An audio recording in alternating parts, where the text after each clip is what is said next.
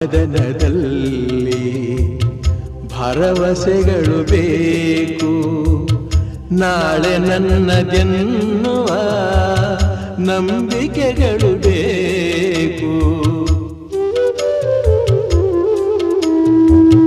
ಜೀವರಾಶಿಯಲ್ಲಿ ಮಾನವರಿಗೆ ಆದ್ಯತೆ, ನಾವೇ ಮೂಢರಾದರೆ ಜ್ಞಾನಕ್ಕೆಲ್ಲಿ ಪೂಜ್ಯತೆ.